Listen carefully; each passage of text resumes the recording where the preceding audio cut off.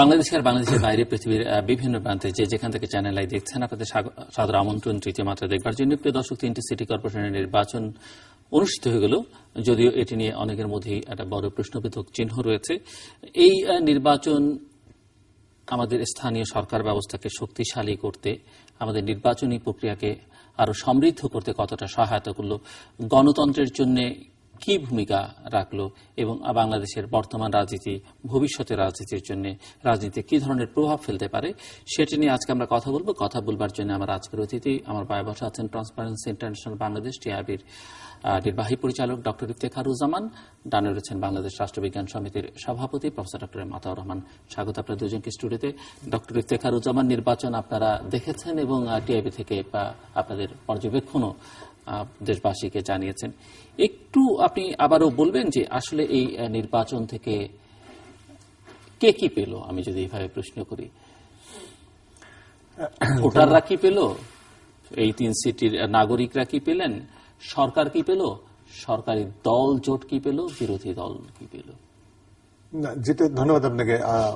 আমি প্রথমে যেটা বলবো যে এক কথায় এটুকু বলা যায় যে আসলে আপাত দৃষ্টিতে আমরা মনে করতে পারি যেমন যারা নির্বাচনে জয়লাভ করেছেন বলে বলা হচ্ছে বা দাবি করছেন, তারা হয়তো আপাত দৃষ্টিতে মনে করতে পারেন যারা জনপ্রতিনিধি হয়েছেন বা মেয়র হয়েছেন বা কেউ কমিশনার হয়েছেন ইত্যাদি ইত্যাদি, সেই অর্থে কিছুটা তাদের অর্জন হতে পারে এবং তাদের সমর্থনকারী দল হয়তো সেভাবে একটা সন্তুষ্টি পেতে পারেন।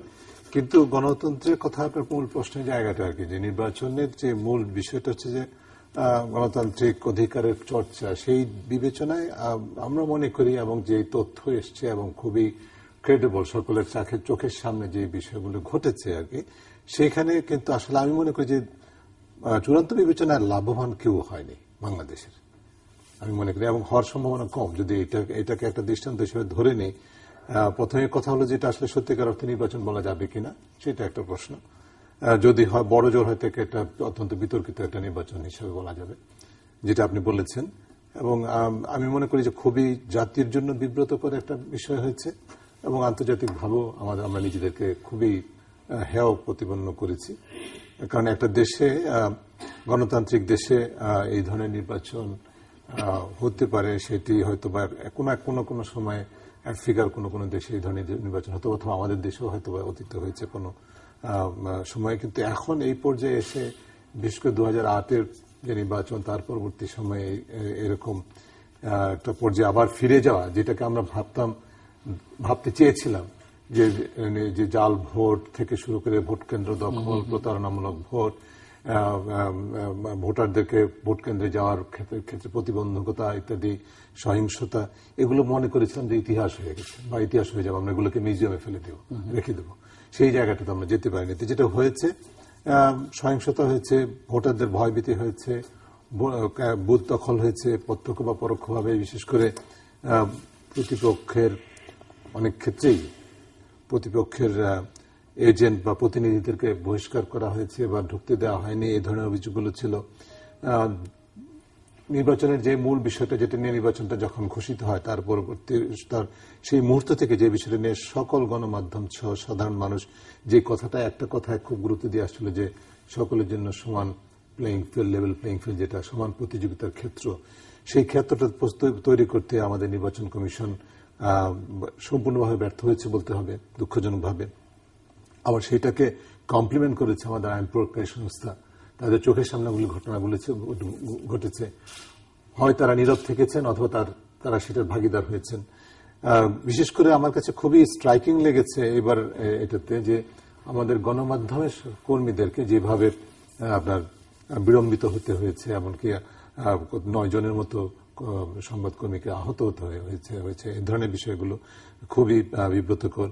দেশি বিদেশি পর্যবেক্ষকদের কাজকে সহায়তা করা দূরে থাকুক, তাদেরকে যে নিরাপত্তা দেওয়ার ক্ষেত্রে একটা প্রশ্নবিদ্ধতার সৃষ্টি হয়েছে।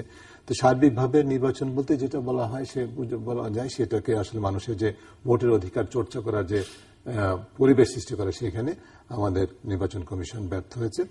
এবং তারপরেও আরো দুঃখজনক হলো যে সেটাকে আবার সম্পূর্ণভাবে অস্বীকার করেছেন, অবজ্ঞা করেছেন, এমনকি মিথ্যার আশ্রয় নিয়েছেন, কিছুই যেন হয়নি, এরকম বিক্ষিপ্ত একটি ঘটনা, এই ধরনের কথা বলা হয়েছে, যেটি আসলে খুবই একটা সম্মানজনক সাংবিধানিক প্রতিষ্ঠানের পক্ষ থেকে এই ধরনের বিষয়টি আশা করা যায় না। কাজে সার্বিকভাবে আমি বলবো যে আমরা এই দেশের মানুষ এই নির্বাচন থেকে সত্যিকার অর্থে খুব কিছু ইতিবাচক কিছু পেয়েছে, সেটা বলা যাবে না। হয়তো বা পরবর্তীতে যেটা আলোচনা করা যেতে পারে, এটা থেকে আমরা শিক্ষা কিভাবে নেব সেটার উপর নির্ভর করে ভবিষ্যতে কিছু পাওয়া যাবে কিনা সেটা নিয়ে। আপনি যেমনটা বলছেন যে নির্বাচন থেকে চূড়ান্ত বিচারে কেউই কিছু পায়নি, আবার শুরুটা করেছিলেন যে যদি কেউ কিছু পেয়ে থাকে যে কিছু মানুষ হয়তো মনে করছেন যে তারা জনপ্রতিনিধি হয়েছেন।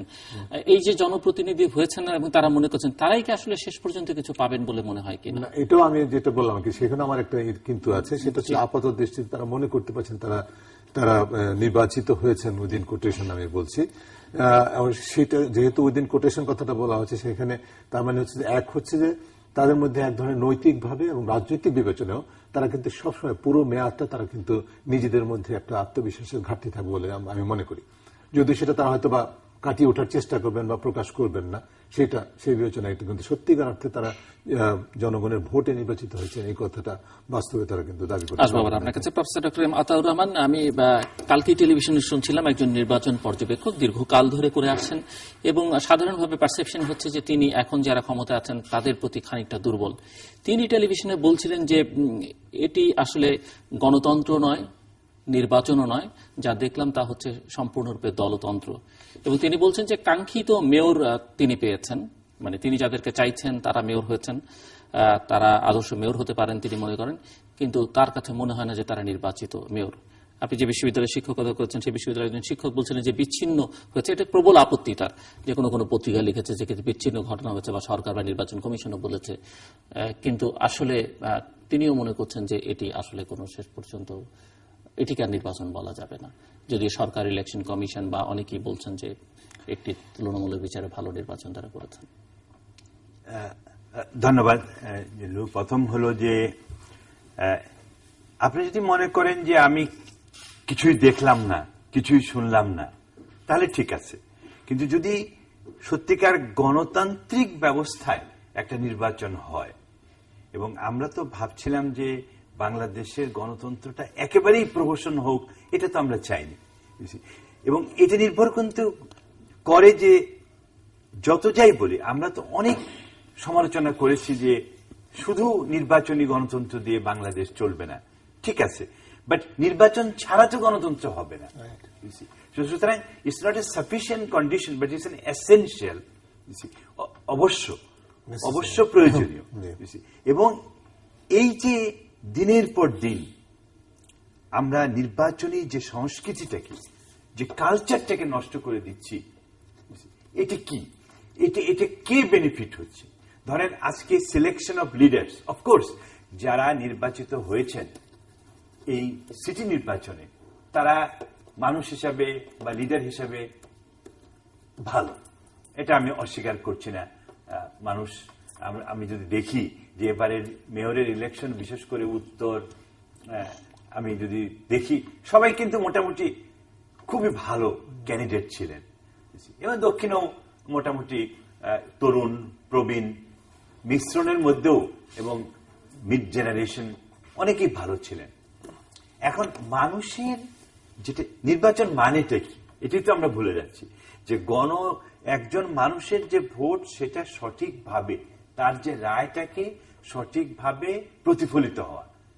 এই যে এত কষ্ট করে একজন ভোট দিতে আসলেন এবং ভোটটা দিতে পারলেন না, এই যে তারা কনফিডেন্স, যে বিশ্বাসযোগ্যতা নির্বাচনের উপর চলে গেল, তার মানে গণতন্ত্র এখানে পরাজিত হল। এবং আমি সবচেয়ে মানে আমার কাছে খুবই ইন্টারেস্টিং লেগেছে প্রথম আলোর একটা ওই যে শিরোনাম নির্বাচনের পরের দিন, যেটি এর চেয়ে ভালো শিরোনাম আর হতে পারে না, যে জিতলো আওয়ামী লীগ, হারলো গণতন্ত্র, হারলো গণতন্ত্র। আর যদি এরকম হইতো আওয়ামী লীগ হারলো, গণতন্ত্র জিতলো, তাহলে কোনটা আওয়ামী লীগের জন্য ভালো ছিল? তো সুতরাং যে দলই হোক না কেন, তাদের যদি শুধু ক্ষমতা, শুধু কতগুলো পদে যাওয়াই যদি মুখ্য উদ্দেশ্য হয়, আমি তো বলবো যে এই সরকার তো বাই নমিনেশনই দিতে পারত, এই নির্বাচনের প্রহসন তো দরকার ছিল না। তো সুতরাং আমি মনে করি যে গণতন্ত্র এখানে ধুলুণ্ঠিত হয়েছে, এটাই প্রথম। এবং আমাদের যে নির্বাচনের ইন্টিগ্রিটি, আমি যেটা বলি যে কন্ডাক্ট, নির্বাচন পরিচালনা, এটা কিন্তু সার্বিকভাবে ব্যর্থ। একটা ছিল যে 2014-তে মানুষ ভোট দিতে পারে নাই, 5ই জানুয়ারির যে নির্বাচন জাতীয়ভাবে, তার থেকে উত্তরণের একটাই পথ ছিল যে এই নির্বাচনটা যদি ভালো হতো তাহলে এই সরকারের যে ক্রেডেনশিয়াল, ডেমোক্রেটিক ক্রেডেনশিয়ালকে একটু মানে এখানে আমি মনে করি ব্যালেন্স করতে পারত।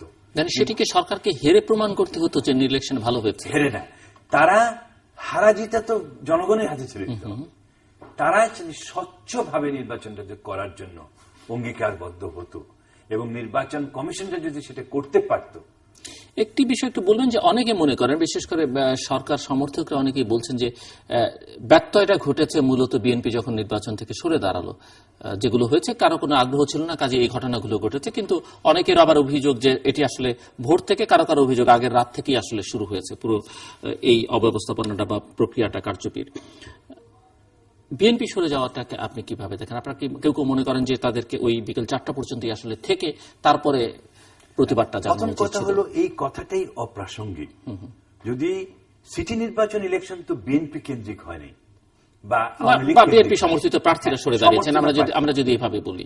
আমি বিএনপি আওয়ামী লীগ আমি এটা ইররিলেভেন্ট কোশ্চেন, কে কাকে থাকলো কিনা দিতেই পারে। নির্বাচনের যে ইন্টিগ্রিটি, নির্বাচনী প্রক্রিয়া, যে আমরা একটা ভালো প্রক্রিয়াতে নির্বাচন হয়েছে, তাতে যে যেটা ভোট দিয়ে দিক, যদি কেউ বর্জন করে বাইরে মুখে বর্জন করার কি মানে আছে? ওটা তো কাগজে কলমে থেকেই গেছে, আইনের মধ্যেও এটা বৈধ না। প্লাস এটা তো আনরিকগনাইজেবল, এটাকে তো রিকগনাইজ করা ঠিক না। ওরা ওদের রাজনীতি করছে, করুক। এবং বিএনপি যে একটা রাজনীতি করেছে ওটাই তো বোঝা যাচ্ছে। তো ওটা নিয়ে আমি মাথা ব্যথা করছি না, এবং ওটা বিএনপির দৈন্যতা হতে পারে বা বিএনপি ওটাকে রাজনৈতিক সাফল্য হতে পারে, সেটি তাদের বিবেচনা করতে পারে। নাগরিক হিসেবে আপনি মনে করছেন যে এখানে ওটা প্রণিধানযোগ্য না। আমি নাগরিক হিসেবে দেখছি যে এই ইলেকশন কমিশন একটা সুষ্ঠু নির্বাচন 8টা থেকে 4টা পর্যন্ত সুন্দরভাবে কন্ডাক্ট করতে পারছে কিনা। প্রথম হচ্ছে জনগণ, ভোটার টার্ন আউট ঠিক মতো হচ্ছে কিনা।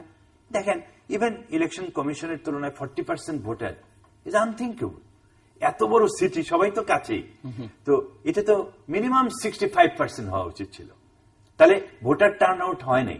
এবং ইন রিয়েলিটি না, বাট আপনি কি সেটি বিশ্বাস করেন কিনা, বা 40% বা 47% যেটি বলছে সেটি হওয়া সম্ভব কিনা, সেটি একটি বড় প্রশ্ন। আমি যেটা দেখেছি, একজনকে একটি বুথে 1 ঘন্টায় 20টির ভোট বেশি দেওয়া সম্ভব না। 3 মিনিট করে যদি এক একজনের লাগে, তাহলে এত ভোট পড়ে কিনা? এত ভোট পড়তেই পারে না। এবং আমি যখন লাইনগুলো দেখেছি বিভিন্ন কেন্দ্রে, এবং তখন আমার মনে হয় না যে এত লোক হচ্ছে। কিন্তু তারপরেও আমি এমনি বলছি যে ধরলাম যে সত্যতা আছে যে 44% ভোট দিছে, তাহলে তো এই যে 56% ভোট পড়ে নাই। এবং আরেকটা জিনিস হলো যে, সুতরাং turn out was low in any standard, was very low one. But আপনি যদি ডেভেলপ কান্ট্রির সঙ্গে তুলনা করেন, ভোটার অ্যাপেথি, এখানে তো অ্যাপেথি ছিল না। এখানে তো ভোটাররা সত্যিকার ভাবে ভোট দিতে চাচ্ছিল, কারণ 2014 ভোটটা তারা দিতে পারে নাই। সুতরাং এখানে আমি মনে করি নির্বাচন কমিশন এবং সরকারের একটা ব্যর্থতা, যে তারা একটা ভালো নির্বাচন এবং নির্বাচনের যে ইন্টিগ্রিটি, যে সততা এবং নিরপেক্ষতা এবং public trust, which is very important. জনগণ তো এখন ভাবছে যে নির্বাচন মানেই হচ্ছে এই, যে আমাদের আর ভোট দিতে হবে না, ওখানেই ভোট দিয়ে দিবে সিল মেরে।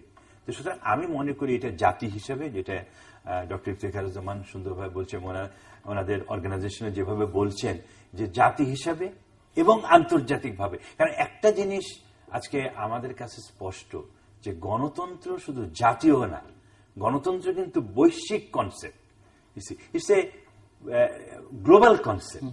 এখানে democratic thought and democratic culture, এটা আজকে শুধু জাতীয় পর্যায়ে না, যে জাতি এটাকে মানবে না তারা কিন্তু ইজ আউট ক্লাস।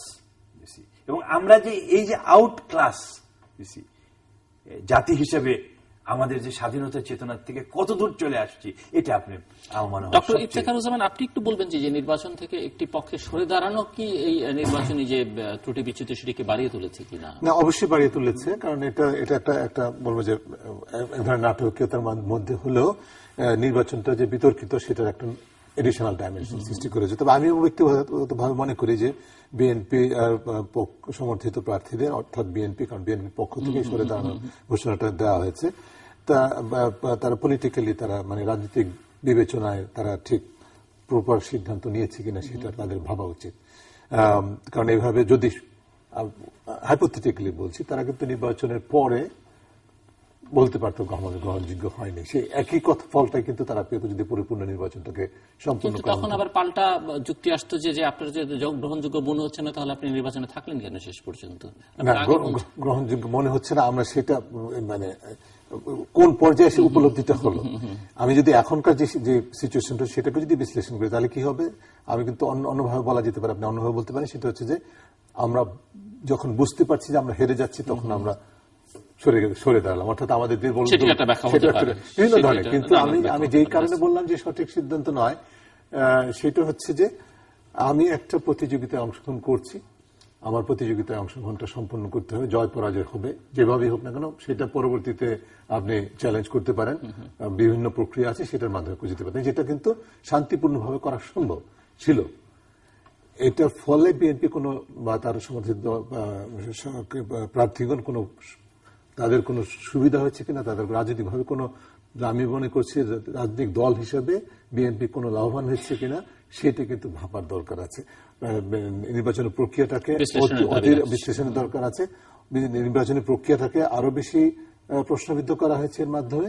দ্বিতীয় হচ্ছে যে তাদের নিজেদের জন্য যে ভুলটি তারা, অনেকেই মনে করেন যে এই ভুলটি তারা 5 জানুয়ারি নির্বাচনে করেছিল। আপনি 5 জানুয়ারি নির্বাচনের সাথে এটা প্যারালাল যদি আমি দেখি, 5 জানুয়ারি নির্বাচনে অংশগ্রহণ করে ন্যূনতম পক্ষে যদি 100 সিটও থাকতো সংসদে, সেই 100 সিটের বিএনপির জন্য যে ক্যাপাসিটি, পলিটিক্যাল ক্যাপিটাল, সেই পলিটিক্যাল ক্যাপিটালটা আজকে বিএনপি।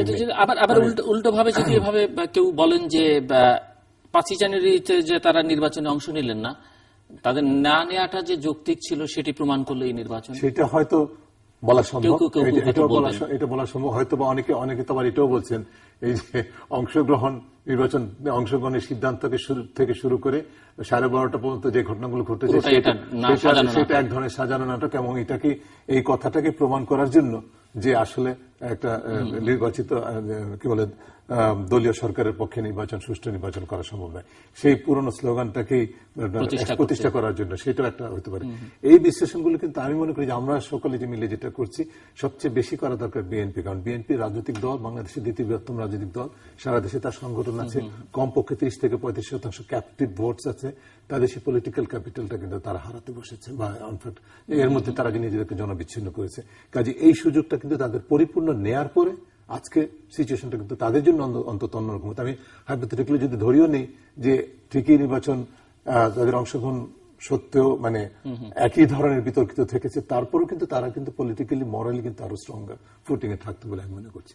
সেই সুযোগটা তারা নিজেদেরকে দেয়নি। আমি আরেকটা আপনার আতর ভাইয়ের আগের কথার সাথে একটু যেটা অ্যাড করতে চাই, সরকারের যে কথা তিনি বলেছেন, সরকারের হাতে কিন্তু একটা বিরাট সুযোগ, একদিক থেকে চ্যালেঞ্জ এবং সুযোগ ছিল। সেই সুযোগটা হচ্ছে যে তাদের প্রমাণ করা যে কথাটি তারা সবসময় বলে আসেন, আমরা যে কথাটি বিশ্বাস করতে চাই, যে পর্যায়ে আমাদের দেশে গণতন্ত্রকে নিয়ে যেতে চাই আমরা, সেটা হচ্ছে নির্বাচিত সরকার ক্ষমতায় থেকে নির্বাচন সুষ্ঠু নিরপেক্ষ করা সম্ভব।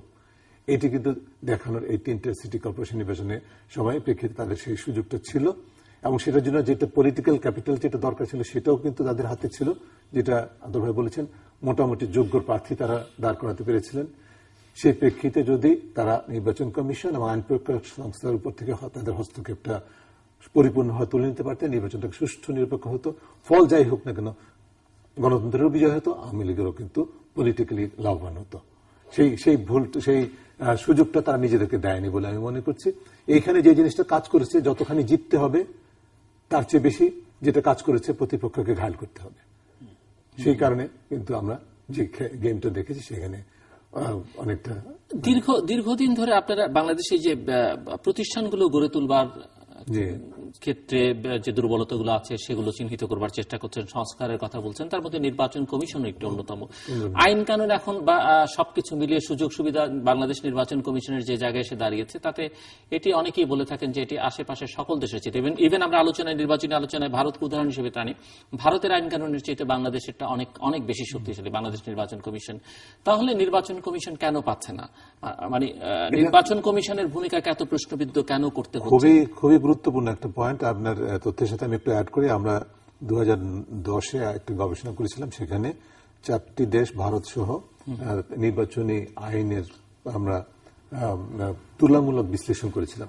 বাংলাদেশের নির্বাচনী আইনটি তুলনামূলকভাবে সবচেয়ে উত্তম বলে বিবেচিত হয়, কিন্তু আমাদের চর্চাটা সবচেয়ে নিম্নতম বলে বিবেচিত হয়।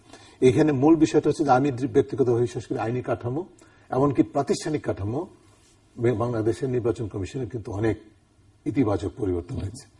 এবং এমনকি সচিবালয়, নির্বাচন কমিশন, সচিবালয় নির্বাচন কমিশন বলতে যেটা বোঝায় যে হিউম্যান রিসোর্স থেকে শুরু করে technical capacity, skills, experience, expertise যথেষ্ট উন্নত মানের আমি মনে করি।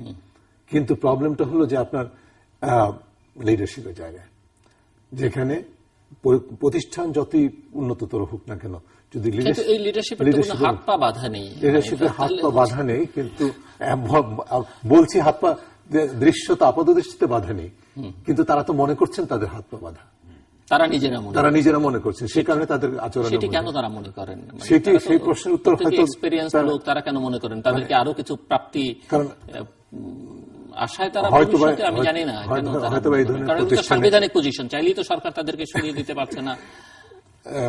আমরা তো ধারণা করি যে এই ধরনের প্রতিষ্ঠানে কমিশনার বা প্রধান নির্বাচন কমিশনার হওয়া অর্থ হচ্ছে তার জন্য এর পরবর্তীতে আর কিছু পাওয়ার প্রত্যাশা থাকা উচিত নয়। তিনি যথেষ্ট অর্জন করে ফেলেছেন, কাজে সেখানে প্রাপ্তির বিষয়টা কিন্তু থাকা উচিত না, যেটা আপনি বলছেন খুবই রিলেভেন্ট। কেন পারছেন না তারা? এটা একটা উপাদান অবশ্যই। তাছাড়া হচ্ছে কিছু কিছু বিষয় থাকতে পারে, লিডারশিপ কোয়ালিটির একটা বিষয় থাকতে পারে। আমার যে সাংবিধানিকভাবে অর্পিত দায়িত্ব, সেই দায়িত্বটা পালন করার জন্য আমার সৎসাহস, দৃঢ়তা এবং কোন প্রকার প্রভাব, ডেফিনেটলি প্রভাব বাংলাদেশের মতো দেশে, যে কোনো উন্নয়নশীল দেশে এই ধরনের প্রতিষ্ঠানের উপরে প্রভাব বিস্তারের চেষ্টা থাকবেই। কিন্তু আমরা কি মনে করতে পারি যে আমাদের যে 2007-08-এর সময় যে নির্বাচন কমিশন ছিল, সেখানেও কি বিভিন্ন পাওয়ার সেন্টার থেকে প্রভাব আসে নাই? আজকে আপনি তখনকার কমিশনারদের সাথে কথা বলে দেখেন, তাদের যে ট্র্যাক রেকর্ড সেটা দেখেন, সেখানেও তো প্রভাব ছিল, কিন্তু সেখানে কি তারা দৃঢ়ভাবে দাঁড়াতে পেরেছিল না? কাজেই ডিফারেন্সটা কিন্তু সেখানে, যে বলবো যে গুড প্রেসিডেন্সটা এস্টাবলিশ করা হয়েছিল, সেইটিকে কিন্তু পরবর্তীতে ফলো আপ করতে পারে আমাদের কমিশন, কিন্তু সেখানে পুরোপুরি ব্যর্থ হচ্ছে। আমি মনে করি যে এখানে মূল দুর্বলতাটাই হচ্ছে নেতৃত্ব গুণাবলী। না, এখানে আমি যে পয়েন্টটা ওই পয়েন্টটা আসার আগে, মানে ইনস্টিটিউশনাল বা আমাদের প্রতিষ্ঠানগুলো যে দুর্বল, সেটা তার আগে আমি বলছি যে এই যে একটা অপরচুনিটি মিসড, এটা সরকার কিন্তু হয়েছে কি, আমাদের রাজনৈতিক দলগুলো খুবই কম দূরদৃষ্টি সম্পন্ন, তারা খুব শর্ট টার্ম গেইন চায়, নগদ নারায়ণে বিশ্বাসী। হ্যাঁ, একেবারেই এই 3টে পেয়ে গেলাম, হয়ে গেল। কিন্তু এই যে আমাদের ভবিষ্যৎটা কি, এবং এইখানে যে দুটো জিনিস, একটা হচ্ছে যে এই যে নিউ লিডারশিপ, যেটা আমরা এই সিটি নির্বাচনে দেখছিলাম, পলিটিক্যাল লিডারশিপ, নট বিউরোক্রেটিক, যেটা আমরা পরে আমি আসছি, এটা পলিটিক্যাল লিডারশিপের মধ্যে দেখেন এবার যে ভালো ভালো উত্তর এবং দক্ষিণ দুই দিকেই আমরা দেখছিলাম যে বিভিন্ন ধরনের লিডারশিপ, বিভিন্ন সেক্টর থেকে যে লিডারশিপ আসছে, বিজনেস সেক্টর থেকে, তারপরে হচ্ছে পলিটিক্যাল পার্টির থেকে, এবং ইয়াঙ্গার জেনারেশন থেকে যে লিডারশিপ গুলো, এরা কিন্তু আমাদের ভবিষ্যৎ, নেক্সট জেনারেশনে তারা। এবং আমি এত খুশি হয়েছিলাম যে নিউ লিডারশিপের যে আমরা চিন্তা করছিলাম যে বাংলাদেশকে আগামী, এবং ইন্টারেস্টিংলি এই ক্যান্ডিডেটটা অন্য যে কোনো বারের চাইতে অনেক প্রচুর কাভারেজ পেয়েছে, কিন্তু মিডিয়াগুলোতে সবাই খুব স্ট্রং আর্টিকুলেশন। এটা নট অনলি তাদের জন্য ডিসঅ্যাপয়েন্টমেন্ট, তাদের জন্যই শুধু না, সমস্ত জাতির জন্য এটা লজ্জাজনক যে তাদের মতো ভালো ছেলে যারা এতটুকু করে একটা মেয়র হতে চাইছে বা একটা কাউন্সিলর হতে চেয়েছে, তারা হতে পারলো না, বা সত্যিকার ভাবে তারা প্রমাণ করতে পারলো না যে জনগণের বিশ্বাস তাদের কাছে আছে, বা জনগণের একটা রায় তারা পেতে পারে। তারা খালি সিল মারবে, ওটা তো ঠিক হবে না। সিল মারা তো দেখেন, আমি এমনি এরা সব বলে রাখা ভালো যে এইসব প্রার্থীদের অনেকেই কিন্তু নির্বাচন চলাকালীন সময় সরে দাঁড়িয়েছে এবং সবাই, কারণ তারা দেখছে যেটা উনি বলছিলেন যে হ্যাঁ, বিএনপি যদি আরেকটু ম্যাচুরিটির পরিচয় দিত, আরেকটু দেরি করে দিত ইগুলো অনেক তাড়াতাড়ি, বিকজ দে বিকেম ভেরি, তাদের স্ট্র্যাটেজিটা আমার কাছে একটু খারাপ মনে হয়েছে যে তাড়াতাড়ি সাকাম করা তো ঠিক না। আগের সিটি কর্পোরেশন নির্বাচনগুলোর সময় তারা কিন্তু সারাদিনই অভিযোগ করেছে, শেষ পর্যন্ত বিজয়ী হয়েছে, কিন্তু নির্বাচনে ছিল শেষ পর্যন্ত পরেও ডিসিশন নিত যে অনিয়মগুলো হয়েছে, এই অপশনটা তখনও ছিল, এগুলো তো বেরিয়ে হয়ে আসতো। তারা ভোট আগে অত অস্থির হওয়ার কোনো কারণ ছিল। এখানেই আমি সেটা বলছি যে ওই যে শর্ট টার্ম গেইনস তাদেরকে মাথার মধ্যে বেশি চারা দেয়। এরা দে আর মোটিভেটেড বাই শর্ট টার্ম বোধ। যেমন সরকারি দলও ঠিক তাই করেছে, পাগল হয়ে গেছে তিনটে। যারা হয়েছে তারা তো বড় নেতৃত্ব, মানে আনিসুল হক যেমন বললাম আমি, বা মাহি চৌধুরী বা সাকি বা তাবিদ, দে আর আওয়ার ফিউচার জেনারেশন। বরং আনিসুল হক সাহেব হলে ঢাকা সিটির জন্য অনেক ভালো হবে, কিন্তু ওনার জন্য কতটুকু ভালো হবে ভবিষ্যতে আমি জানি না। কারণ উনি যে বার্ডেনটা নিলেন এবং in a way which is not acceptable to all, I would be most happy যদি আমি সবচেয়ে খুশি হইতাম যদি আনিসুল হক সাহেব প্রতিপক্ষ এসে হ্যান্ডশেক করে বলতো যে ইউ ডিজার্ভ ইট, আপনার মতোই একজন নগর প্রধান দরকার। তাহলে আমি মনে করতাম যে he would have the acceptability এবং উনিও এনজয় করতেন এবং হয়তো উনি হতেও পারতেন। কিন্তু দুঃখের বিষয় যে উনাকেও ওটা হতে দেওয়া হলো না। সুতরাং আমি এই যে নিউ লিডারশিপ কনসেপ্ট, কেন লিডারশিপ গ্রো করে না এবং কেন গণতান্ত্রিক পথকে বাধা দেওয়া হয়, কারণ কিছু লোক দি কোটারিজ, যে ওই যে পার্টির মধ্যে যে কোটারি গুলো আছে, যে ভেস্টেড ইন্টারেস্ট আছে, তাদের জন্য এগুলো ভালো। তারা তো দেখেন মাস্তান গুলো সমস্ত বুথ কেন্দ্রগুলো ধরে নিয়ে মানে দখল করে ফেলছে। কোন ভদ্রলোক তো যেতে পারবে, আমরা যেতে পারিনি। আমার সঙ্গে আরেকজন প্রাক্তন অ্যাম্বাসেডার, ওনাকে 1 ঘন্টা বসায় রাখছে, ওই কি বলে একটা নাম্বার আসে নাই ওনার, এবং he was so disappointed. He is 80 years old, তাকে ভোটই দিতে দিল না। এবং পরে আমার খুব খারাপ লাগলো, আমি আর ভয়ে গেলাম না। This is what it is. তো সুতরাং আমরা যেটা দেখছি যে এই যে সিনারিও, এই যে নির্বাচনী কালচার, এই যে ক্রমাগত ভাবে আমরা নষ্ট করছি। 2014-তে একবার নষ্ট করলাম, আবার এখন একটা ভালো ই ছিল, এখন আপাতত আর নির্বাচন নাই, হয়তো আর নষ্ট হবে না। কবে হবে সেটাও আমি জানি না, এবং কবে কিভাবে হবে। সুতরাং we can talk about it. But আপনি কি বলবেন যে আবার ওই বিএনপি বা তার মিত্রদের প্রসঙ্গে আসি, যে তারা যে দীর্ঘদিন যাবৎ দাবি করে আসছে যে এটি নির্দলীয় সরকারের অধীনে নির্বাচন হতে হবে, জাতীয় সংসদের নির্বাচন, সেই দাবিকে এটিকে শক্তিশালী করলো কিনা? দেখেন, বিএনপি জাতীয়তাবাদী দল, আসলে কি বাংলাদেশকে সেই পথে হাঁটতে হবে কিনা, না এই দলীয় সরকারের অধীনেই আসলে কোনোভাবে একটি ভালো নির্বাচন করা সম্ভব হবে? এটা আমি ভুলও হইতে পারি, কিন্তু আমার যে পারসেপশন বা আমার যে থিঙ্কিং, আমি মনে করি যে বিএনপি একটা রাজনৈতিক দল হিসেবে বোকার স্বর্গে বাস করছে। তাদের প্রত্যেকটা স্টেপ দে ওয়ান্টেড টু, তারা খুব তাড়াতাড়ি ক্ষমতা চাচ্ছে এবং আরো পিছিয়ে যাচ্ছে, এবং তারা প্রত্যেকটাই এমন ভাবে এগিয়ে এসে জনগণ তাকে। আপনার কি মনে হয় তাদেরকে 2019 টার্গেট করা উচিত না 2041 পর্যন্ত টার্গেট? তাড়াতাড়ি বলছেন 2019 টার্গেট করা উচিত, কিন্তু দেখবেন যে এমন ভাবে টার্গেট করছে যে আরো পিছিয়ে যাবে। তো সুতরাং এটা আমার ভয় আর কি। কিন্তু আমি বলছিলাম যে তখন যদি, আমি এগ্রি করি যে তখন যদি 2014-তে নির্বাচনে যদি আসতো, এবং অ্যাকচুয়ালি তখন আমার কাছে মনে হয়েছে শেখ হাসিনা উনি কিন্তু অফার দিয়েছেন, শি ওয়াজ নার্ভাস, উনি বলেই ফেলছিলেন যে আসেন, হ্যাঁ এটা করবো ওটা করবো, but she wanted to be in the steering wheel. উনি চাচ্ছিলেন প্রধানমন্ত্রী হবেন, কিন্তু দেখেন এইখানে শেয়ারিং কনসেপ্টটা নাই। Winners want to take everything, এখানে শেয়ারিং, এবং উনিও উইনার না হইতে পারলে, পুরাটা না নিতে পারলে ওনার ওখানে আনন্দ নেই।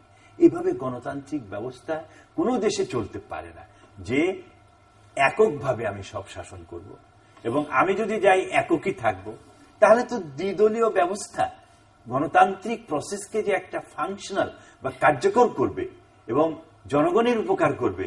এখন জনগণ তো উপকার দূরে থাক, জনগণ তো ভাবছে দুই দল থেকে কিভাবে দূরে সরে যাব, যদিও তাদেরকে ভোট দিতে হয়, because they have no choice.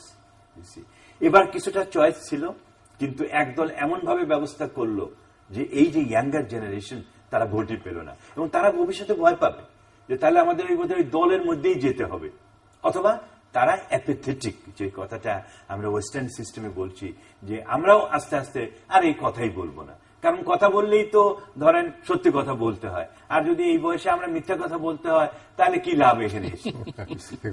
এবং আমরা যদি অন্যের কথার জন্য কথা বলি তাহলে তো এখানে আসতে আসতেও চাই না, কিন্তু আপনি যখন বলেন যে আসেন স্যার কথা বলতে হবে, তখন সত্যি কথা বলা ছাড়া তার উপায় নেই। তো সুতরাং আমি মনে করি বাংলাদেশ যদি আগামী দিনে, আমাদের চিন্তা করতে হবে আগামী দিনে 3.5 বছর জাতির ইতিহাসে কিছু না থাকুক না, শেখ হাসিনা 3.5 বছর এই জনগণকে কি দিতে পারে দেখুক না, এবং গণতান্ত্রিক মানে আমরা বলি ডেমোক্রেটিক ডেভেলপমেন্ট বা গণতন্ত্রের উন্নয়ন উনি কতটা করতে পারে ওটাও দেখবো, অর্থনৈতিক উন্নয়ন উনি কতটুকু করতে পারে ওটাও দেখা উচিত। So full cycle has to be clear. উনি 10 বছর চাইছেন, হোক না, কিন্তু বিএনপি এমন একটা মুভ নেয় একটা অপোজিশন হিসেবে, জনগণকে এমন ভাবে অর্ধেক রাস্তায় ফেলে দিল যে তারা, যে জনগণ তাদেরকে ভোট দিল কষ্ট করে, যে তাদের উপলব্ধিটা কি, যে এদের ভোট দিলে কি হবে, এরা তো বর্জন করে ফেলে। আবার একটু শান্তশিষ্টতা আছে, কোন কর্মসূচি দিচ্ছেন এরকম, সেটিতে আপনি অ্যাপ্রিশিয়েট করবেন কিনা? আমি এইখানে শুধু একটাই কথাই লাস্ট সেন্টেন্স বলতে চাচ্ছি যে তারা যে আমাদেরকে হরতাল অবরোধের মধ্যে আবার নিয়ে যাননি, সেটিতে অ্যাপ্রিশিয়েট করতে হবে। তারা যে কি বলে সরে দাঁড়ানোর সিদ্ধান্তটা নিল, সেখানে শুধুমাত্র মেয়রদেরকে সরে দাঁড়ানোর কথাটা বলা, কাউন্সিলরদের কিছু বলা না। আজকে বিকালে এখানে আসার আগে আমি, আমাদের তো ইউথ প্রোগ্রাম আছে, ইউথদের সাথে কাজ করি, বেশ 15-20 জন ইয়াং তরুণ ছেলে মেয়েদের সাথে কথা হচ্ছিল অন্য একটা পারপাসের পরে, ব্রেকের সময় কথা হচ্ছিল। তো ওরা সব new voters, first time voters, মানে যে কথাগুলো ওরা বললো, ভাই যেটা বললেন, মানে আমার কাছে খুবই তাদেরই জন্য কষ্ট লাগলো, আমাদের পরবর্তী প্রজন্মের জন্য, যে আমি ভোট দিতে গেলাম, আমি আমার জীবনের প্রথম ভোট আমি দিতে পারলাম না, বা আমার চোখের সামনে যেগুলো ঘটলো সেগুলো আমি তো ভাবতে পারি না। এই কথাগুলো এই যে জাতীয়ভাবে এতে করে কিন্তু ভোট দেওয়ার ব্যাপারে আগ্রহটা হারিয়ে, মানে মানুষের কাছে রাজনীতি সম্পর্কে, তরুণদের কাছে একটা সম্পূর্ণ নেতিবাচক চিত্র, মানে রাজনীতি হচ্ছে আপনার ধ্বংস, রাজনীতি হচ্ছে পেট্রোবোমা, রাজনীতি হচ্ছে নির্বাচনে কারচুপি, রাজনীতি হচ্ছে যে ক্ষমতার দ্বন্দ্ব, জিতে গেলে সব নিয়ে নেব, হেরে গেলে সব হারিয়ে ফেলবো। এই যে বিষয়গুলো, সেটা জাতীয়ভাবে করছি, আর আমরা আন্তর্জাতিকভাবে একটা সুন্দর একটা তালিকা তৈরি করছি যে একটা গণতন্ত্রকামী দেশে কোন কোন জিনিসগুলি বর্জনীয়। এই তালিকা যদি খুঁজতে হয়, বাংলাদেশে এসে আপনি 6 মাস থাকলে আপনি সব পেয়ে যাবেন। এই যে করছে, এটা তো আমাদের জাতীয়ভাবে একটা বিব্রতকর বিষয়। তো সেই জিনিসটা আমি মনে করি যে এই নির্বাচন থেকে যেটি আপনি বলছিলেন যে এই আলোচনাটা করা যেতে পারে, যে শিক্ষাটি আসলে কি হলো, মানে কি শিক্ষা, কে কি শিক্ষা পেল এবং কি শিক্ষা নেওয়া উচিত, এবং আগামী দিনের নির্বাচনী প্রক্রিয়া নিয়ে যেসব দাবি দেওয়া আছে বা যেসব পরামর্শ আছে, সেগুলোর কোনটা গ্রহণযোগ্য, কোনটা বর্জনীয়, বা কোন পথে হাঁটতে পারে বাংলাদেশ বলে মনে করেন? আমার কাছে প্রথম যে জিনিসটা সবচেয়ে বেশি গুরুত্বপূর্ণ মনে হয়, অনেকে তো বিতর্কটা এইভাবে করছেন এবং খুবই যৌক্তিকভাবে, সেখানে আমি অবশ্য দেখি এর কারণও আছে। সেটা হচ্ছে যে আসলে একটা নির্বাচিত বা একটা ক্ষমতাসীন দলের পক্ষ ক্ষমতায় থেকে নির্বাচন করা সম্ভব কি সম্ভব না, এটা কিন্তু খোলা চোখে এটা দেখা যাচ্ছে যে দৃষ্টান্ত স্থাপিত হয়েছে যে এটা সম্ভব ছিল না বলেই কেয়ারটেকার গভর্নমেন্ট একসময় আমরা পেয়েছিলাম, সেটা আজকে সেটা কোন পক্ষে সম্ভব নয়, সেই কারণে এটা হয়েছিল। এবং এটা কিন্তু সেখান থেকে আমরা এমন একটা জায়গায় চলে এসেছি যে এখন এটা আমরা বিএনপি হোক বা যারা আলোচনা করছেন তারা যতভাবেই বলি না কেন, সেটার একটা বড় ধরনের বৈপ্লবিক পরিবর্তন ছাড়া আমি সেখানে, বৈপ্লবিক ইন দ্য সেন্স যে এমন একটা চাপ চাহিদা সৃষ্টি করতে হবে যেটা যদি সেখানে যেতে হয়, যে যার ফলে সরকার, বর্তমান সরকার বা মানে যারা ক্ষমতায় আছেন সংসদ এর পক্ষে সংবিধানটাকে সংশোধন করতে হবে। সেই জায়গাটা আমার কাছে মনে হয় একটা মানে সুদূর পরা হতো, এটা কোনোদিন সম্ভব হলে that will be extremely surprising একটা ঘটনা। কাজে আমি সেই অপশনটাকে যদিও আমি রাখছি, কিন্তু আমার কাছে সেটা মানে মনে হচ্ছে না অ্যাচিভেবল। তো যেই জায়গাটা সম্ভব, যেখানে শিক্ষাটার কথা আমরা এই নির্বাচন থেকে এবং 5 জানুয়ারি নির্বাচন থেকে, সেটা হলো যে মূল কয়েকটা প্রতিষ্ঠানের দিকে নজর দিতে হবে। ঠিক আছে, সরকার ক্ষমতায় থাকবে, কিন্তু নির্বাচন কমিশনটাকে এমনভাবে ঢেলে সাজাতে হবে। কমিশন বলতে আমি কিন্তু আগে যেটা বলেছি, শুধুমাত্র কমিশন অ্যাজ অ্যান ইনস্টিটিউশন না, কমিশনের লিডারশিপ। ইমাজিন করেন একটা সিচুয়েশন যে এই বর্তমান কমিশনে এমন লিডারশিপ ছিল যেটা সামহার কাছাকাছি আমাদের হুদা কমিশনের মতো, তাহলে কি আমরা অন্যরকম ভাবতে পারতাম না, অন্যরকম আশা করতে পারতাম না? আমি তো মনে করি যে সেটা সম্ভব ছিল। কাজে সেটা সম্ভব কিনা, নির্বাচন কমিশনের নিয়োগ প্রক্রিয়ার মধ্যে স্বচ্ছতা আনা সম্ভব কিনা, একটা প্রক্রিয়াকে যেটা আমাদের সংবিধানে রয়েছে এখন পর্যন্ত সেটা করা সম্ভব হয় নাই, সেগুলো দেখা দরকার আছে। এর পাশাপাশি যে নির্বাচন কমিশন একা তো নির্বাচন করে না, নির্বাচন করবে আপনার আইন প্রয়োগের সংস্থা সহায়ক ভূমিকা পালন করবে, প্রশাসনের একটা বিরাট ভূমিকা আছে। এই যেভাবে যতটুকু সম্ভব এই প্রতিষ্ঠানগুলোকে দলীয় প্রভাব মুক্ত যদি করা না যায়, বিশেষ করে নির্বাচনের সময়টাতে, তাহলে কিন্তু আমরা কখনই সুষ্ঠু নির্বাচন বলতে যা বোঝাই সেটা পাবো না, এবং যে গণতন্ত্রের আলোচনাটি সেটা কিন্তু আমরা পিছনে যাওয়া ছাড়া সামনে আমি যাওয়ার কোনো সুযোগ দেখি না।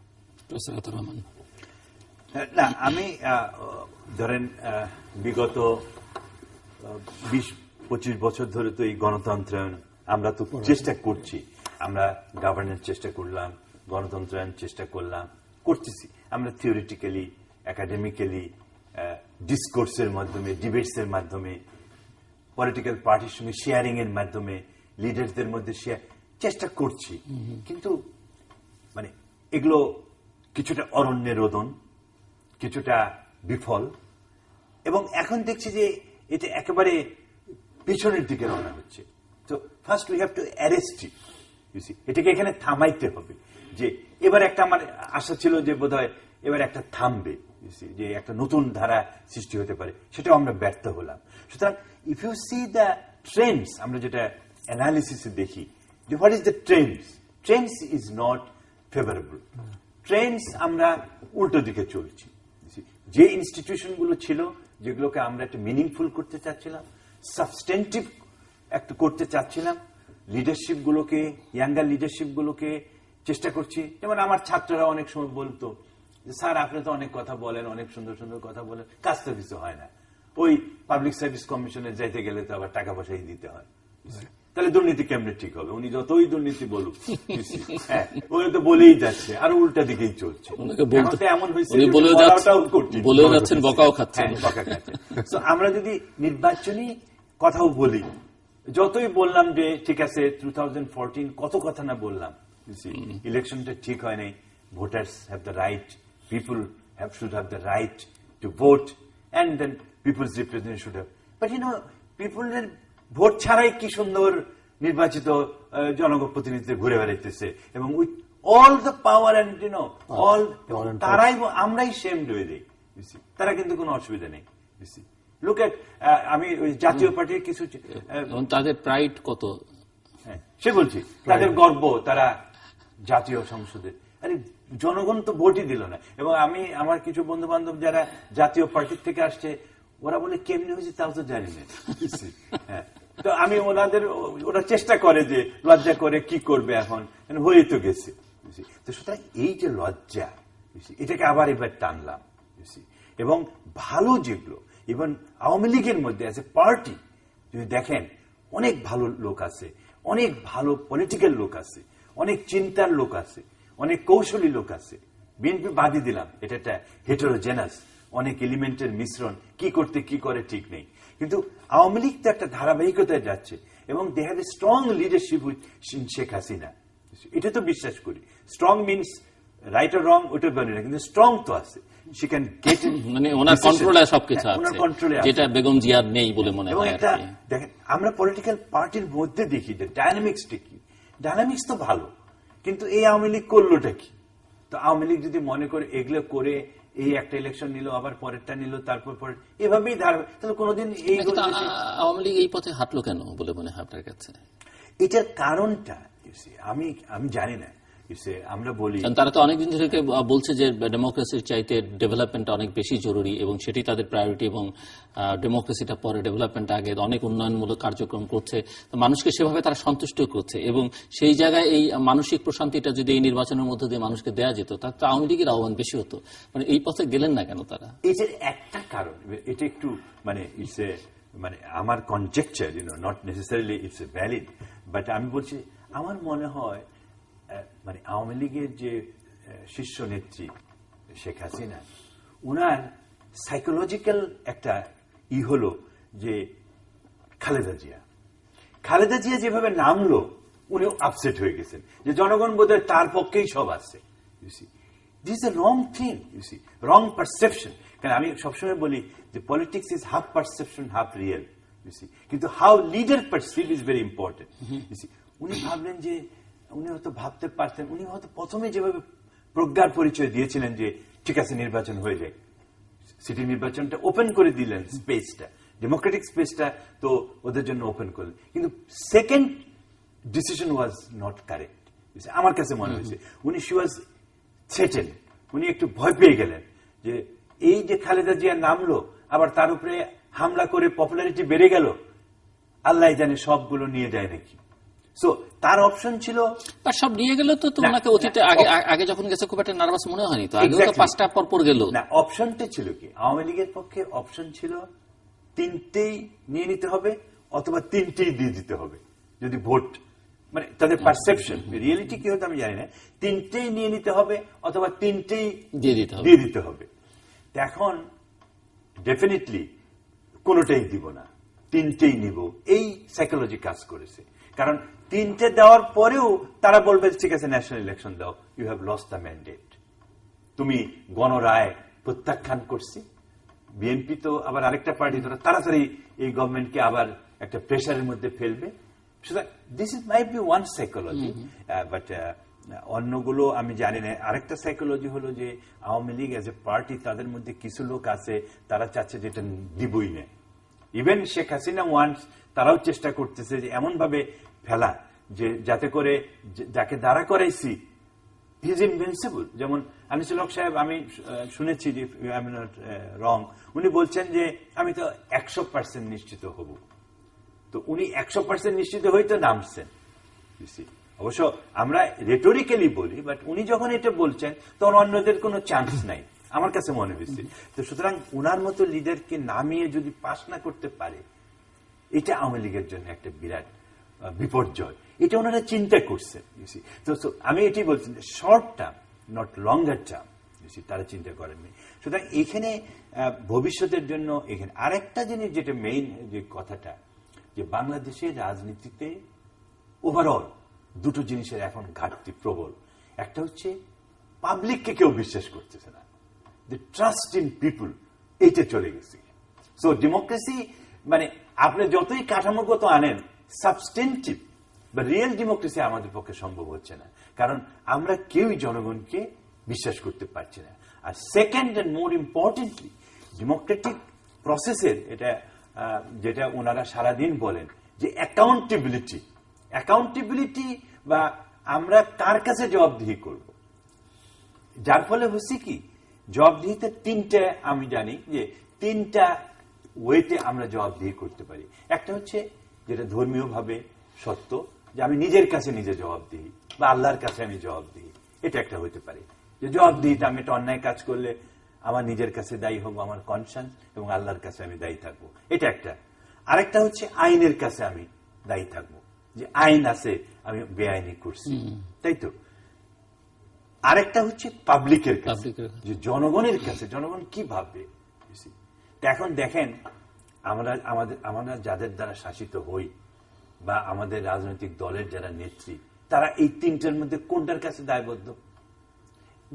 জনগণই নেই, যা করতেছি এটাই জনগণ, আমি যেভাবে বলবো এটাই সত্য, এটাই তো বলতে চাচ্ছে যে election free and fair, credible, election commissioner বলে দিলেন উইদাউট ভেরিফাইং, ওটাই জনগণ ভাবতেছে। আরে তাহলে তো প্রধানমন্ত্রী বলেই ফেলতে পারেন যে হ্যাঁ ইলেকশন ফ্রি অ্যান্ড ফেয়ার। যদি তাকে চাপ দেওয়া হয় আপনি কেমনে বললেন, উনি বলবেন যে কেন চিফ নির্বাচন কমিশনই তো বলে দিচ্ছে, সুতরাং আমার বলার অধিকার তো আছেই।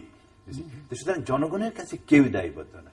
আরেকটা যেটা আইনের শাসন কতটুকু আছে এটা তো ডিবেটেবল, এবং আমার কাছে মনে হয় যে war in the lower rank of আইনের শাসন। কাঠামোগতভাবে আইন আছে কিন্তু শাসন নাই। So equality before law is a misnomer, is unthinkable in a society যেখানে আমাদের যে সোসাইটি এখন আমরা তৈরি করছি। আরেকটা থার্ড হচ্ছে আল্লাহর কাছে বা নিজের কাছে, বিবেক কোথায় চলে গেছে এটা তো বোঝেনি। এখন টাকা ছাড়া তো কোনো বিবেক নাই। Money is at the centre of your concern. সুতরাং এইখানে দায়বদ্ধতার যে জায়গাটা যে এত সীমিত হয়ে গেছে, দায়বদ্ধ যদি কারো কাছে না থাকে, এই সোসাইটি আর কোনো উপায় নেই। এটাকে লং টার্ম, আপনি যেটা বললেন short term we can think of, উনি যেটা বললেন, বাট লং টার্ম এগুলোর যদি পরিবর্তন না হয়, এই যে অ্যাকাউন্টেবিলিটি প্রসেস আর সিস্টেম, তাহলে কিন্তু আমাদের উত্তরণ সম্ভব হবে না। ডক্টর ইফতেখারুজ্জামান, কবে এবং কিভাবে হবে? এবং এখন মানুষের মধ্যে প্রশ্ন হচ্ছে যে আগামী দিনে কি, সামনের দিনগুলোতে কি দেখতে হবে, কোন পরিস্থিতি মোকাবেলা করতে হবে জনগণকে? না, এটা তো আসলে রাজনীতিতে ভবিষ্যৎবাণী করাটা খুবই কঠিন। তা আমি মনে করি যে যেটি যদি 5 জানুয়ারি নির্বাচনকে একটা দৃষ্টান্ত হিসেবে ধরে নেওয়া যায়, যেটা আতর ভাই ইতিমধ্যে বললেন যে এখনকার এবারের তুলনায় তার অনেক অনেক বড় ধরনের একটা, বলবো যে যদিও সম্পূর্ণ অন্যভাবে জাতীয় সংসদ নির্বাচন সেটি ছিল, সেখানেও কিন্তু একই প্রশ্নগুলো ছিল, যেটা নির্বাচন গ্রহণযোগ্য ছিল কিনা, যদিও আইনগতভাবে বা সাংবিধানিকভাবে বৈধতার একটা খুবই নির্ভরযোগ্য যুক্তি ছিল, কিন্তু রাজনৈতিকভাবে নৈতিক বিবেচনায় সেটা গ্রহণযোগ্য ছিল কিনা সেটা নিয়ে এমনকি যারা নির্বাচিত নিজেদেরকে মনে করছিলেন তারাও সেই সম্পর্কে সন্দিহান ছিলেন। তা সত্ত্বেও কিন্তু মানুষ এক ধরনের এই যে এটাকে বোধহয় বাস্তবতা হিসেবে মেনে নেওয়ার মতো একটা জায়গায় চলে এসেছি আমরা, এবং everybody is more or less prepared, সবাই মানে বোধহয় প্রস্তুত যে 5 বছর এই সংসদ চলবে।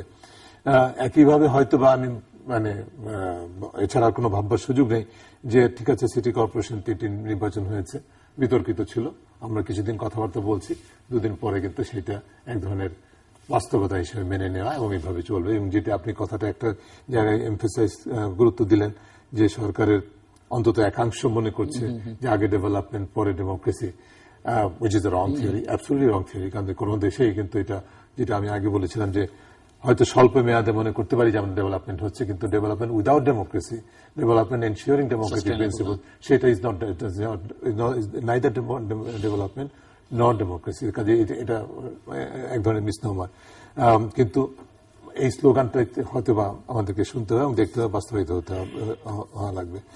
কাজে বিটুইন নাও এবং এই টেনিউরের মাঝখানে যে সময়টা, এই সময়টাতেই কিন্তু আসলে উভয় পক্ষকে আলোচনার মাধ্যমে বের করতে হবে। আমি আলোচনা বলতে সবাই যে ডায়ালগের কথা বলছে সেই অর্থে বলছি না, যেমন অনেক সময় যেটা হয়েছে, একাধিকবার যেটা হয়েছে, আপনারা যেটা যেটা বললেন, আপনি একটু অ্যাড করলেন, প্রধানমন্ত্রীর পক্ষ থেকে কিন্তু এমন তো নয় যে মানে আমাদের তো সমস্যার মূল জায়গাটা হচ্ছে এক ধরনের লেজিটিমেসি কন্টেস্ট, লেজিটিমেসি, কার বেশি legitimate right to rule this country, এটা একটা কন্টেস্ট। তো সেটার মধ্যে জিরো সাম কন্টেস্ট, এটা ওটা মানে জিততেই হবে, হারা যাবে না, এবং জিতলে সবকিছু পেয়ে যাবো, হারলে সবকিছু হেরে গেলাম, এটা। এর মধ্য থেকেও কিন্তু একাধিকবার উদ্যোগ ছিল। টেলিফোনের স্টোরিটা কিন্তু আমরা সবাই জানি, সেটা কিন্তু ইট ওয়াজ এ ফেইলার। প্রিন্সিপালি সবাই মোটামুটি সবার কাছে পরিষ্কার, যেটা বিএনপির নেত্রীর পক্ষ থেকে প্রত্যাশিত পর্যায়ের আচরণ বা রেসপন্স ছিল না। একইভাবে যখন আরাফাত রহমান কোকোর মৃত্যুর পরবর্তী যে ঘটনাটি, সেটাও কিন্তু এক ধরনের সুযোগের কথা অনেকে মনে করেছেন। এটা একটা ছোট্ট ট্রেজেডি, ছোট্ট না, বিরাট একটা ফ্যামিলি ট্রেজেডির ভিতর থেকে ছোট্ট একটা উদ্যোগ। সেখানেও কিন্তু যে পলিটিক্যাল মিস্টেক্সটা হয়েছে on the part of BNP, সেটাও কিন্তু মাসুল আজকে পর্যন্ত বিএনপিকে দিতে হচ্ছে। এবং আজ গত এই 2 দিন আগের নির্বাচনকে কেন্দ্র করে যে রাজনৈতিকভাবে আবার একটা ভুল সিদ্ধান্ত, সেটার মাসুল কিন্তু আবার তাকে দিতে হচ্ছে। কাজে রাজনৈতিক অঙ্গনটা আমাদের এটা অনেকটা মনোপোলাইজড হয়ে যাচ্ছে, একটা পক্ষের কাছে মনোপোলাইজ হচ্ছে, যে কারণে ওই যে অ্যাকাউন্টেবিলিটি জায়গাটা, কনভেনশনাল অ্যাকাউন্টেবিলিটি ইনস্টিটিউশনস গুলো কিন্তু ক্রমাগত ভাবে যারা ক্ষমতাসীন তাদের কুক্ষিগত, রাষ্ট্র কাঠামোটা কিন্তু সেখানে দখলে চলে যাচ্ছে তাদের, যারা কিন্তু এই যে জবাবদেহীন কাঠামো তার সুবিধাভোগী। যে কারণে কিন্তু আমরা এক ধরনের মানে বলবো যে গণতন্ত্রের জন্য মানে গণতন্ত্র পরিপন্থী যে মূল্যবোধগুলো, যে চর্চাগুলো, সেগুলোই প্রতিষ্ঠিত হতে দেখছি চোখের সামনে। এর থেকে উত্তরণের জন্য যেটা লাগবে, ফিরে আসতে হবে, একটা স্পেস ক্রিয়েট করতে হবে for political discourse longer term ইয়েতে, যেটা আগে বলা হলো কিছুটা, যে নির্বাচন অবশ্যই শুধু নির্বাচনটা সমাধান না, কিন্তু নির্বাচনটাকে যেটা বাদ দিয়ে তো আবার ডেমোক্রেসি হবে না। কাজে সেই জায়গাটা গ্রহণযোগ্য, সকলের জন্য অংশগ্রহণমূলক এবং লেভেল প্লেইং ফিল্ড নিয়ে 2019 নির্বাচন কিভাবে করা সম্ভব সেটা নিশ্চিত করার জন্য আলোচনাটা করতে হবে। এবং সেখানে সুযোগ অবশ্যই আছে। আমি মনে করি মূল জায়গাটা যেটা আগে বলেছিলাম, 2টি উপাদান যদি নিশ্চিত করা যায়, অন্যান্য প্রতিষ্ঠানগুলোর পাশাপাশি বিশেষ করে নির্বাচন কমিশন এবং আইন প্রয়োগের সংস্থাকে যদি নির্বাচনকালীন 3টা মাস সম্পূর্ণভাবে নিরপেক্ষ রাখার মতো ব্যবস্থা সৃষ্টি করে, যেটা সম্ভব বলে আমি মনে করছি, তাহলে কিন্তু সেটা সম্ভব।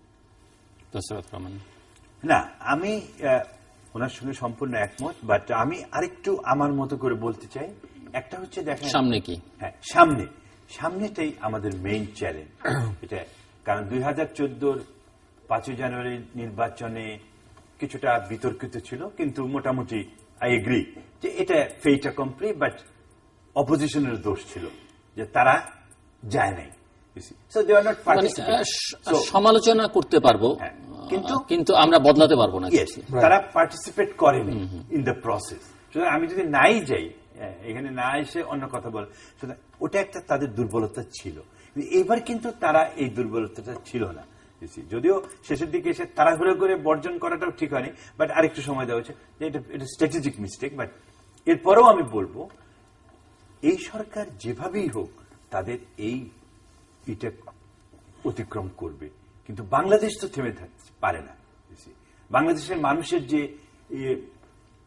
ড্রাইভিং, ক্র্যাবিং, ওগুলো তো আর থেমে থাকতে পারে না। সুতরাং আমাদেরকে এগিতেই হবে, এর মধ্যেই এগোতে হবে।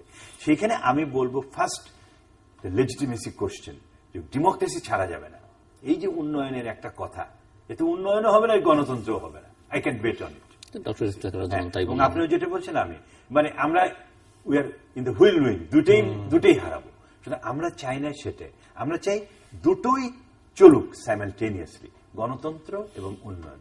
এই জন্য গণতান্ত্রিক প্রতিষ্ঠানগুলোকে উন্নত করতে হবে। একটা হলো যে এই যে একটা পার্লামেন্ট, যেটা অনেক রিসার্চ করলেন আপনারা, অনেক কিছু বললেন, কোনো চেঞ্জ তো হচ্ছে না।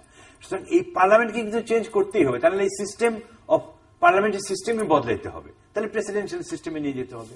তো সুতরাং এইখানে একটা আমাদের পার্লামেন্টারি সিস্টেম বা কিভাবে ভালো করা যায়, এখানে একটা কনসেপ্ট আমি বলি যে sharing process, winners take all, এটা হইতে দেওয়া হবে না।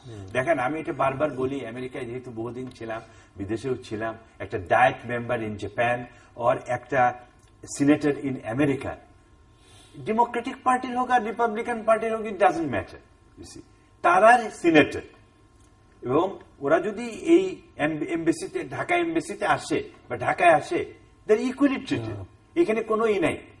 তো সুতরাং আমাদেরকে দুই দলের যে যারা সত্যিকার ভাবে জনগণের প্রতিনিধি হবে তাদেরকে সম্মান করতে হবে, এবং রাষ্ট্র তাদেরকে ইকুয়ালি উইন উইন সিচুয়েশনের মধ্যে আনতে হবে। ওয়ান, সো এখানে আমরা বলছি, so legitimacy is built on sharing, দুটো পলিটিক্যাল পার্টির যারা নেতা হবে সেটা। আর সেকেন্ড যেটা, সো উইনার্স টেক অল, এটাকে বাদ দিতে হবে। যে এখন হচ্ছে যে শুধু উইনার্স টেক অলই নেই, প্রতিপক্ষ যদি কোনো মতে না আসতে পারে সে ব্যবস্থা করা, দিস ইজ রং, এটা গণতন্ত্রের জন্য খুব খারাপ। আর সেকেন্ড যেটা আমি ফাইনাল কথাটা বলতে চাই, যে we must pave the way for new leadership. এটা কিন্তু নাই, অল্টারনেটিভ নাই। এটা গতবারও আমি অনেকবার, 10 বছর আগেও অনেক বলছি যে আমাদের এই যে নিউ ধারার নেতৃত্বগুলো আসছিল, এদেরকে এনকারেজ করতে হবে। আবার নিউ ধারার মধ্যে যে আরেকটা ধারা আছে নতুন, যে মাস্তান, এক্সটোরশনিস্ট, বা এই যে অন্যায়ভাবে টাকা পয়সা অর্জন করে যে নিউ লিডারশিপ আসছে, এদেরকে যতদূর পারা যায় বর্জন করতে হবে। কিন্তু তারাই এখন ইন দ্য স্টিয়ারিং হুইল, এটিকে আমাদেরকে বর্জন করতে হবে। এটি কিন্তু বুমেরাং হবে। সুতরাং আমি মনে করি পলিটিক্যাল পার্টিজের মধ্যে গুড প্র্যাকটিসেস এগুলো তৈরি করতে হবে, গুড ইন্টেনশন ক্রিয়েট করতে হবে ফর গণতন্ত্রায়ন, এবং তাহলেই উন্নয়নের যে স্টেবিলিটি, উন্নয়নের যে সাস্টেনেবিলিটি, এটাকে আমরা ধরে রাখতে পারব। দর্শক, অনুষ্ঠানের শেষ প্রান্তে আমরা তৃতীয় মত সম্পর্কে আপনারা লিখতে পারেন ডাকে, ইমেল, এসএমএস এর মাধ্যমে, ইন্টারনেট, আমাদের অফিসিয়াল ওয়েবসাইট অথবা সোশ্যাল নেটওয়ার্ক যেসব পেজ রয়েছে সেসব পেজে আপনাদের মতামত রাখতে পারেন। আর আপনাদের মতামত আমাদের অনুষ্ঠান তৃতীয় মাত্রা আপনি দেখতে পাবেন প্রতি বৃহস্পতিবার এবং শুক্রবার বাংলাদেশ আমরা দুটোই, বুধবার দুপুর 11:30 এবং শুক্রবার দুপুর 1:05 মিনিটে দেখবার আমন্ত্রণ হল প্রফেসর আতর রহমান এবং ডক্টর ইফতেখার জামান। অসংখ্য ধন্যবাদ আপনার দুজনকে। দর্শক মন্ডলী, নির্বাচন কেমন হয়েছে আমার অতিথিরা বলেছেন, কিন্তু এটি বোধহয় টেলিভিশন সেটের সামনে যারা বসে আছেন তারা নিজেরাও উপলব্ধি করতে পারেন, এটি বলবার অপেক্ষা রাখে না। কিন্তু বাংলাদেশের সামনে সবচেয়ে বড় বিপদ যেটি ওনারা চিহ্নিত করেছেন সেটি হচ্ছে যে বাংলাদেশের রাজনৈতিক অঙ্গনটি পুরোপুরি একটি পক্ষের একচ্ছত্র নিয়ন্ত্রণের মধ্যে চলে যাচ্ছে এবং এই অবস্থা চলতে থাকলে এখানে না হবে গণতন্ত্র, না হবে উন্নয়ন। এবং এই বিপদকে মোকাবেলার জন্য ওনারাই মনে করেন, এবং সেটি সম্ভব যে নির্বাচনী প্রক্রিয়া নিয়ে অনেক কথাবার্তা হচ্ছে, এখানে কোন ধরনের সরকার থাকবে সেটি নিয়ে কথাবার্তা বলা হচ্ছে, কিন্তু আসলে সংবিধান কতটুকু এই একচ্ছত্র ক্ষমতার মধ্যে থেকে পরিবর্তন সম্ভব সেটি নিয়ে যথেষ্ট ভাববার সুযোগ রয়েছে, এবং যেখানে বিরোধী পক্ষ আসলে প্রতিনিয়ত তাদের ব্যর্থতার পরিচয় দিয়ে চলেছেন। সেখানে ওনারা মনে করেন যে ইলেকশন কমিশনকে এবং আইন শৃঙ্খলা রক্ষাকারী বাহিনী, এই দুটো প্রতিষ্ঠানকে যদি নির্বাচনের সময় 3 মাসের জন্য নিরপেক্ষ একটা অবস্থানে নিয়ে যাওয়া যায় তাহলে একটি ভালো নির্বাচন করা সম্ভব, এবং এটি করা সম্ভব বলে ওনারা মনে করেন। এবং এখানে ইলেকশন কমিশন আইন কানুন সব দিক থেকেই যথেষ্ট শক্তিশালী। আমরা আজকেও আলোচনা করেছি যে আশপাশের দেশ ইভেন ভারতের চাইতে যথেষ্ট শক্তিশালী, কিন্তু এখানে মূল সমস্যাটা হচ্ছে লিডারশিপের সমস্যা। এবং এই লিডারশিপ অর্থাৎ ইলেকশন কমিশনে যারা আসবেন কমিশনার হিসেবে কিংবা প্রধান নির্বাচন কমিশনার হিসেবে, তাদের নিয়োগটা কোন প্রক্রিয়ার মধ্য দিয়ে হবে এবং সেখানে কিভাবে ভালো মানুষদের, ব্যক্তিত্ব সম্পন্ন যাদের মেরুদণ্ড আছে এরকম মানুষকে কিভাবে নিয়ে আসা যাবে, সেই প্রক্রিয়াটি আসলে আলোচনার মধ্য দিয়ে খুঁজে বের করতে হবে। আরেকটি অবস্থার বদল হওয়া খুব জরুরি, সেটা হচ্ছে যে বাংলাদেশে যারাই ক্ষমতায় যাচ্ছেন তারা মনে করেন পুরো দেশের সবকিছু তাদের, আর যারা হেরে যাচ্ছেন তারা আসন যাই পান না কেন, ভোট যতই তাদের ভাগে পড়ুক না কেন, আসলে শেষ পর্যন্ত সবকিছু থেকে তারা বঞ্চিত হন, নির্যাতিত হন, নিপীড়িত হন। এই অবস্থাটার একটা বদল হওয়া দরকার এবং সেটিও হয়তো আলোচনার মধ্যে দিয়ে খুঁজে বের করতে হবে। দর্শক আমাদের সঙ্গে থাকবার জন্য অসংখ্য ধন্যবাদ, আপনাদের সবার জন্য শুভকামনা।